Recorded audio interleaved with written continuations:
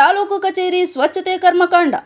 ತಾಲೂಕು ಕಚೇರಿ ಒಳಾಂಗಣದ ಮೂಲೆ ಮೂಲೆಯಲ್ಲೂ ಹಾಕಿರುವ ಪ್ಲಾಸ್ಟಿಕ್ ಕವರ್ಗಳ ಜೊತೆಗೆ ಕಸದ ರಾಶಿ, ಎಲೆ ಅಡಿಕೆ ಅಗಿದು ಉಗಿದಿರುವ ಕಲೆಗಳು, ಮೇಲ್ಛಾವಣಿಯಿಂದ ಸೋರುತ್ತಿರುವ ನೀರು ಕಚೇರಿಯ ಒಳಾಂಗಣದಲ್ಲಿ ಕೆರೆಯಂತೆ ನಿಂತಿವೆ.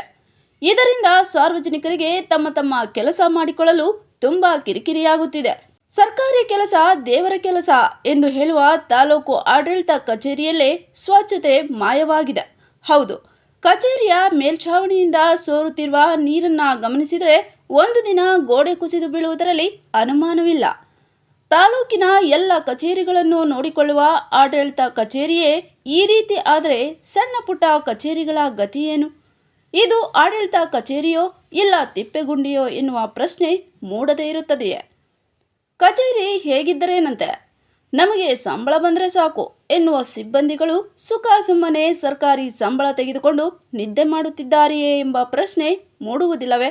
ಇದನ್ನ ನೋಡಿಯೂ ನೋಡದಂತೆ ಕಂಡು ಕಾಣದಂತೆ ಓಡಾಡಿಕೊಂಡಿರುವ ಸಿಬ್ಬಂದಿಗಳನ್ನು ಗಮನಿಸಿದರೆ ಇವರ ಬೇಜವಾಬ್ದಾರಿ ಎದ್ದು ಕಾಣುತ್ತದೆ. ಇನ್ನು ಮುಂದಾದರೂ ಸಂಬಂಧಪಟ್ಟ ತಾಲೂಕು ಆಡಳಿತ ಅಧಿಕಾರಿಗಳು ಸರಿಪಡಿಸುತ್ತಾರೋ ಇಲ್ಲವೋ ಕಾದು ನೋಡಬೇಕಿದೆ. ಇದು ಜನಧ್ವನಿ ಕನ್ನಡ ನ್ಯೂಸ್, ಧ್ವನಿ ಇಲ್ಲದ ಜನರಿಗಾಗಿ. ನಮಸ್ಕಾರ.